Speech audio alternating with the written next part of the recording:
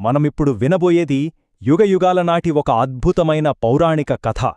ఇది కేవలం కథే కాదు, అచంచలమైన భక్తికి, అంతులేని అహంకారానికి మధ్య జరిగిన ఒక పెద్ద యుద్ధంలాంటిది. చివరికి ధర్మమే ఎలా గెలిచిందో చెప్పే ఒక గొప్ప కథ అన్నమాట. చూశారా, ఈ ఒక్క వాక్యం ఈ మొత్తం కథ యొక్క సారాంశాన్ని మన కళ్లముందు ఉంచుతుంది. ఒకవైపు విశ్వాసం, అది కూడా ఒక చిన్నారి రూపంలో. మరోవైపు అహంకారం, అది ఒక చక్రవర్తి రూపంలో. ఈ రెండూ తలపడినప్పుడు ఏం జరిగిందో గెలించూద్దాం. ఈ కథ ఎప్పటిదో తెలుసా? ప్రాచీనకాలంలో మొదలవుతుంది. అప్పుడు దేవతలు, రాక్షసులు, మహర్షులు అంతా భూమిపైనే తిరుగుతుండేవారు. అదొక అద్భుతమైన కాలం. ఆ కాలంలో హిరణ్యకశిపుడు అనే ఒక రాక్షసరాజు ఉండేవాడు. చాలా శక్తివంతుడు. కాని అతని కోరిక ఒక్కటే, చావును జయించాలి, తనని ఎవరూ ఓడించకూడదు. ముల్లోకాలను శాసించాలనే తపనతో అజేయమైన శక్తి కోసం బ్రహ్మదేవుణ్ణి మెప్పించడానికి ఘోరమైన తపస్సు మొదలుపెట్టాడు. సో బ్రహ్మదేవుడిచ్చిన వరమేంటంటే చాలా క్లిష్టమైనది. చూడండి, హిరణ్యకశిపుడికి చావు రాకూడదు. ఎలా? ఇంట్లో కాని, బయట కాని, పగలు కాని, రాత్రి కాని, భూమిమీద కాని, ఆకాశంలో కాని, మనిషిచేత కాని, జంతువుచేత కాని, అసలు ఏ ఆయుధంతోనూ అతనికి మరణం ఉండకూడదు. ఇంకేముంది, దాదాపు అమరత్వం వచ్చేసినట్టే కదా. ఇక తనని ఎవ్వరూ ఏమీ చేయలేరని, మృత్యునే జయించేశానని గర్వంతో విర్రవీగారు. ఆ వరం అతనికి అభయాన్నివ్వలేదు, అంతులేని అహంకారాన్ని ఇచ్చింది. ఇక నేనే దేవుడిని అని ప్రకటించుకున్నాడు. ముల్లోకాల్లో ఉన్న ప్రతి జీవి తననే పూజించాలని ఆజ్ఞజారీ చేశాడు. తన రాజ్యంలో విష్ణునామం వినపడకూడదని శాసించాడు. ఇక తన మాటే వేదం, తన శాసనమే దైవవాక్కు అని నమ్మాడు. మరి అంతటి నియంత, అంతటి చీకటి రాజ్యంలో ఒక భక్తి దీపం వెలిగింది. ఆ దీపమే ప్రహ్లాదుడు. తండ్రి క్రూరత్వానికి పూర్తిగా భిన్నమైన ఒక పవిత్రమైన ఆత్మ. హిరణ్యకశిపుడి కొడుకే అయినా ప్రహ్లాదుడి మనసు మాత్రం చిన్నప్పటినుంచి శ్రీహరి నామస్మరణతోనే నిండిపోయింది. ఆశ్చర్యం కదా! ఆ భక్తి అతనికి ఎవరూ నేర్పలేదు, అది అతని ఆత్మ నుండే పుట్టింది. తన కన్న కొడుకే తను ద్వేషించే విష్ణువును పూజించడం హిరణ్యకశిపుడు అస్సలు తట్టుకోలేకపోయాడు. అతని కోపం కట్టలు తెంచుకుంది. అది కేవలం మాట వినకపోవడం కాదు, తనను వెన్నుపోటు పొడవడంగా భావించాడు.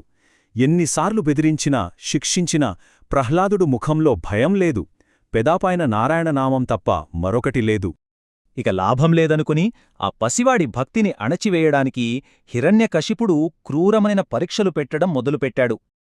ఊహించండి, ఎత్తైన కొండలపైనుండి తోహించారు, మదపు టేనుగులతో తొక్కించాలని చూశారు, భయంకరమైన పాముల మధ్యలో వదిలేశారు. అయినా సరే ప్రహ్లాదుడు చలించలేదు. ప్రతి పరీక్షలోనూ అతని భక్తి ఒక కవచంలా అతన్ని కాపాడింది. ఆ శ్రీహరే అతన్ని ప్రతిసారీ రక్షించాడు. తను వేసిన ప్లాన్స్ అన్నీ ఫెయిలవడంతో హిరణ్యకశిపుడు తన చివరి, ఇంకా చెప్పాలంటే అత్యంత భయంకరమైన అస్త్రాన్ని ప్రయోగించాలనుకున్నాడు. దానికోసం తన సోదరి హోలికా సహాయం తీసుకున్నాడు. అసలు విషయమేంటంటే, హోలికకు ఒక వరముంది, అగ్ని ఆమెను కాల్చలేదు. మరి దేవుడిచ్చిన ఆ వరాన్ని ఒక పసివాడి ప్రాణం తీయడానికి ఒక చెడు పనికి వాడొచ్చా?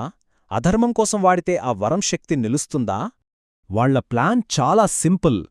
హోలిక ప్రహ్లాదుణ్ణి తన ఒళ్ళో కూర్చోబెట్టుకుని మండుతున్న చితి మధ్యలో కూర్చుంటుంది. అగ్ని తననేమీ చేయదు కాబట్టి ప్రహ్లాదుడు కాలి బూడిదైపోతాడు. ఇది ప్రహ్లాదుడి విశ్వాసానికి అంతిమ పరీక్ష అని అందరూ అనుకున్నారు. కాని విధి వేరేలా ఆలోచించింది. అగ్ని కీలలు ఆకాశాన్ని అంటుటుంటే అక్కడొక అద్భుతం జరిగింది. ఉన్నట్టుండి పెద్ద గాలి వీచింది.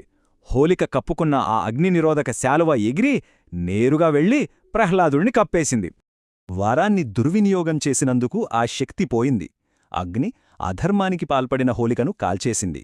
కాని స్వచ్ఛమైన భక్తితో ఉన్న ప్రహ్లాదుడిని ఏమీ చేయలేకపోయింది.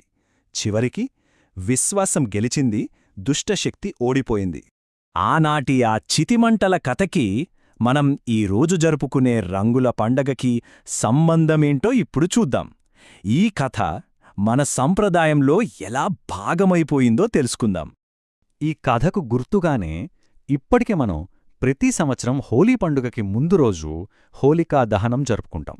అంటే భోగిమంటలు వేస్తాం కదా, అదే.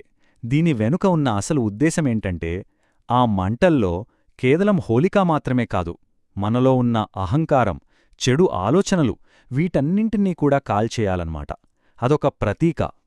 అంటే ముందు రోజు రాత్రి మనలోని చెడును, నెగిటివిటీని ఆ అగ్నికి ఆహుతి చేసి మరుసటి రోజు ఉదయాన్నే రంగులతో ఒక కొత్త జీవితానికి, సంతోషానికి స్వాగతం పలకడం ఇదే హోలీ పండుగలోని గొప్పదనం. చీకటి నుంచి వెలుగులోకి ప్రయాణం చేయడం లాంటిదనమాట. చూడండి, ఈ కథ కేవలం ఒక పురాణం కాదు. మన జీవితంలో ఎలాంటి కష్టాలొచ్చినా సరే అచంచలమైన విశ్వాసం, మంచితనముంటే దేన్నైనా జయించవచ్చని చెప్పే ఒక శాశ్వతమైన సందేశం. ఆ దైవంపై నమ్మకముంటే ఎలాంటి అగ్నిపరీక్ష నుంచైనా సురక్షితంగా బయటపడవచ్చు.